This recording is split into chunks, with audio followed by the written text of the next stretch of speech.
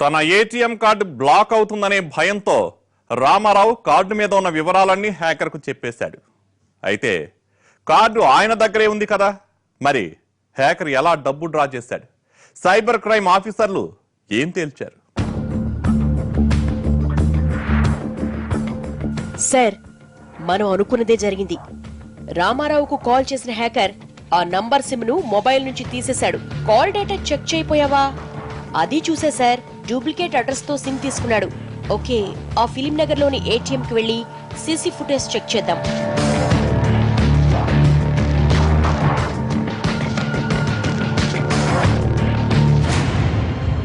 సురేష్, నీ పద్ధతేం బాలేదు. వారానికి 2-3 రోజులు మానేస్తున్నావు. కావాలని మానేయట్లేదు సార్, ఏదో పనుంటోంది. మొన్న బైక్ పాడైంది. అంతకుముందు నా ఫ్రెండ్ ఒకటి సిటీకి వచ్చాడు. వాడి కోసం లీవ్ పెట్టాల్సి వచ్చింది. కావచ్చు గాని మాటి మాటికి మానేయద్దు, ఇక్కడ ఇబ్బంది అవుతోంది.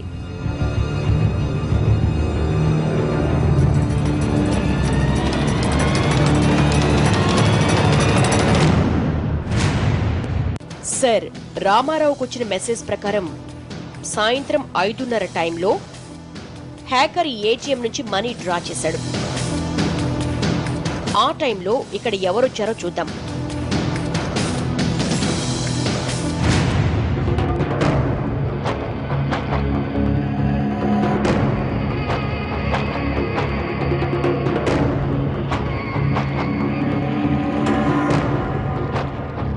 సార్, ఇతనే సార్. వాడు కనిపిస్తున్నాడు కానీ ఫేస్ కనిపించట్లేదుగా.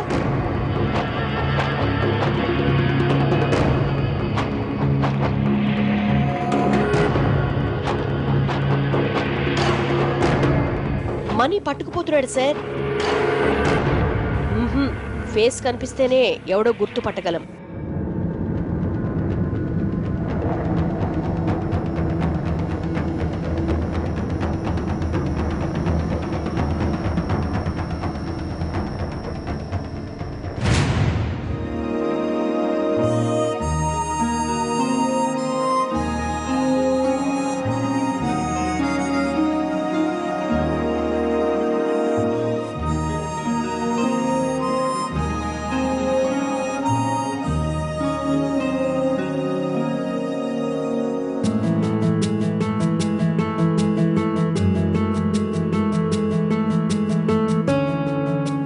అయిపోయిందా నీ టూర్?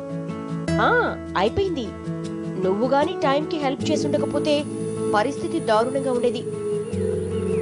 ఈ టూర్ నా ప్రాక్టికల్స్ కు చాలా important. Thank you so much.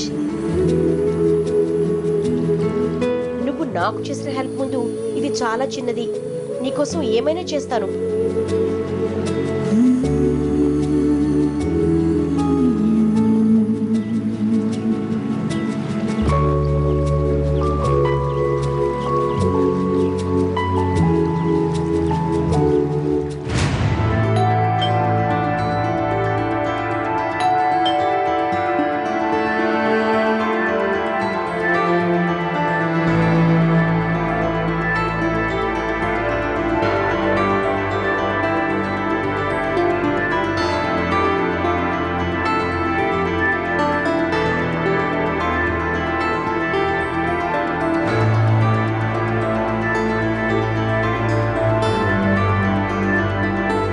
చూడండి, మీరు మా దగ్గర ఏదో దాస్తున్నారు.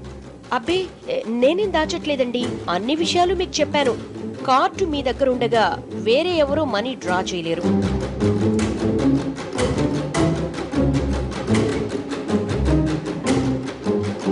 ముగ్గురు ఆలోచనలో పడ్డారు. అవును, మీ కార్డును ఎవరికైనా ఇస్తుంటారా? పెట్రోల్ బంకుల్లో గాని ఇంకెక్కడైనా? ఇస్తూ ఉంటాను. నా ఎదురుగానే స్వైప్ చేశారు కదా. నోనో, జాగ్రత్తగా ఆలోచించండి. ఎప్పుడో ఎవరో మీ ఎదురుగా కాకుండా కాస్త పక్కకెళ్ళి కార్డు స్వైప్ చేసుంటారు. అలాంటిదేమీ లేదు, అందరూ నా ఎదురుగానే. గుర్తొచ్చింది. ఆ రెస్టారెంట్ లో నా కార్డును ఓనర్ దగ్గరకు తీసుకెళ్తారు. నా ముందు స్వైప్ చేయరు. ఎస్, అదే విషయం. ఏ రెస్టారెంట్ అది?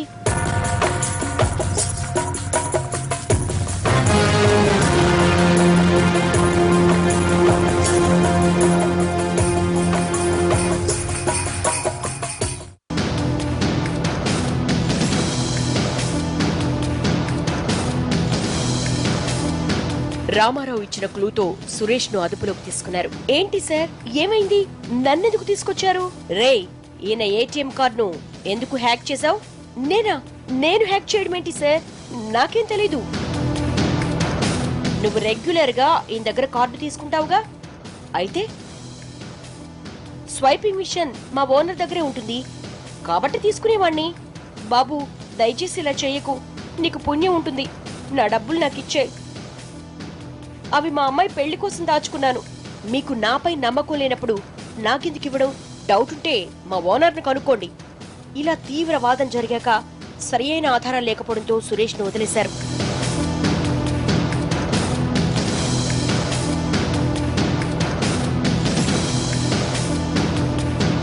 హ్యాకర్ దొరికాడు కదా అనుకునే లోపు కేసు మళ్ళీ మొదటికొచ్చింది. మరి అసలు హ్యాకర్ ఎవరు?